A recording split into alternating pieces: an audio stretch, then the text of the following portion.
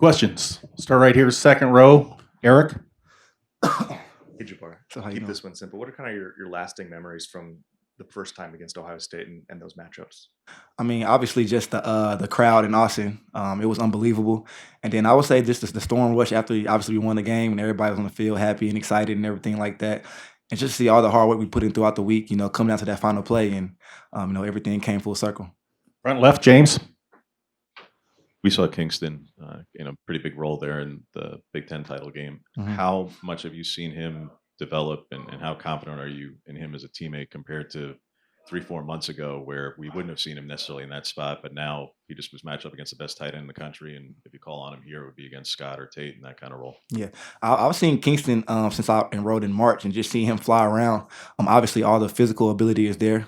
He's tall, he's long, he can run. But I just think he really truly understands the scheme now. So that implements trust within the coaches and everything like that. So you can put him out there and just let him use all the physical attributes to his advantage. Front left, Zach?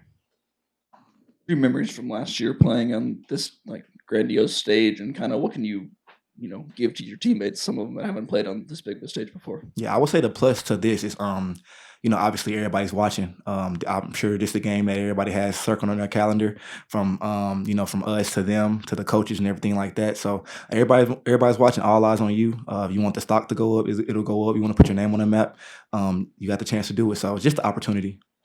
Back left, Matt? Rare college football that teams play each other twice in a season. You've done it. How big of a factor is that of preparing and then getting on the field and playing? How important is that in a game like this? Yeah, preparation is always important, and obviously that we've played these guys, so we know them a little bit. But obviously you have to take into account that they might not do what they did last game. They might have a whole different game plan. So just continue to watch the film, prepare for everything that you might see. Back middle, Brett? Jabbar, just curious, what do you think is the biggest difference or the biggest improvements you guys need to do in the secondary compared from game one against Ohio State compared to what you need to do next week on Wednesday? I think it all boils down to communication and executing the game plan as much as we can. I feel like we're way far ahead than we were in that game, and I feel like we grew every single game. So I'm excited to see how it'll play out. Back right, Aaron? Since the Big Ten championship game, just what has motivated this defense heading into this game and to prove to people that you can be a little bit better than you were in that Big Ten championship game? Yeah, I think you said it. That wasn't our best. We know what our best looks like, and as far as motivation, I think from here on out, it's do or die. We don't get any second chances. It's win or go home. So that plays a big factor in it. Middle left, John? Undefeated regular season, Big Ten title, playing quite a bit of the season as the #1 team in the country. Just describe what the ride's been like for you with your teammates so far this year. It's been great. It's a blessing. I couldn't ask for anything better. Obviously it's my last year, and it's a lot of seniors that's done playing around the country right now.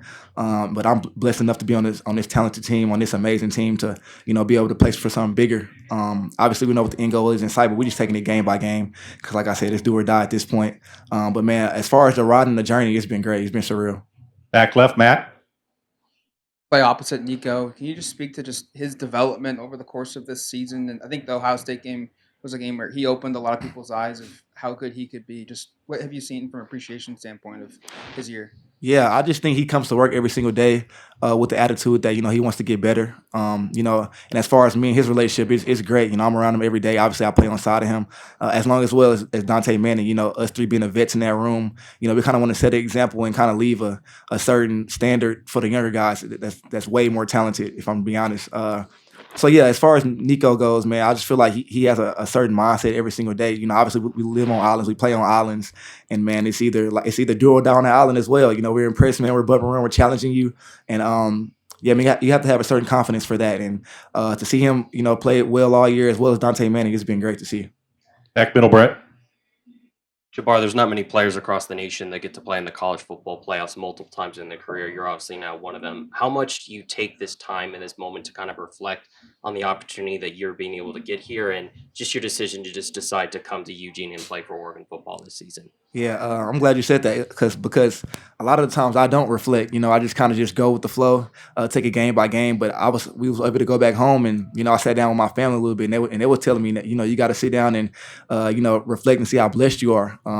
So when I do that, man, like I said, it's crazy. I've been put in some really good positions in my career, and obviously, like I said, it's not over yet. So Front left, James. What do you remember of the matchups at Jeremiah the first time, and what have you seen from him the second half of the season since y'all yeah. played? I feel like he's gotten better every single game. I feel like now they're targeting him a little bit more, which is their game plan, giving the ball downfield a little bit more. So that'll be a challenge for us, as well as Tate's come along as well, and obviously they have Ibuka, which is the leader of that room. So yeah, man, those guys are a really good receiving core. Back right, Aaron. Last week, former Ohio State coach Urban Meyer said that he felt like the Ohio State defenders were a little caught off guard by the speed of Oregon's wide receivers. Being able to practice against, those talented wide receivers that this team has every day in practice. How do you feel like that has kind of prepared this defense for these big moments coming up? Yeah.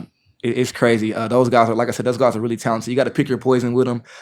You got about 6'7". They 6'7" deep. The depth is crazy over there. But you're not only going against them. You're kind of going against a really good play caller and Coach Stein, who knows our defense really well. So he schemes us up sometimes. But it's challenging, which is good because you see it every day in practice. So when Saturdays come, you kind of don't flinch when you get a little ruffle some feathers out there. So We're going to go to the Zoom.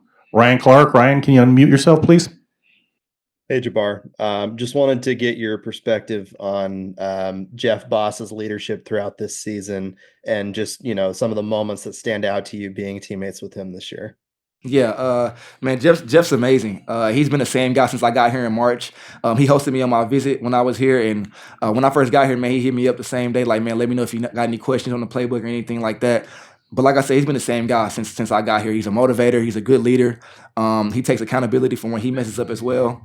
But yeah, Jeff's a great guy. And as far as memories, I would say, man, those fourth quarters sometimes, whenever we're in a dogfight or anything like that, man, he's the first one to huddle us up and give us some words of encouragement so we can go out there and finish the game. So yeah, Jeff's amazing.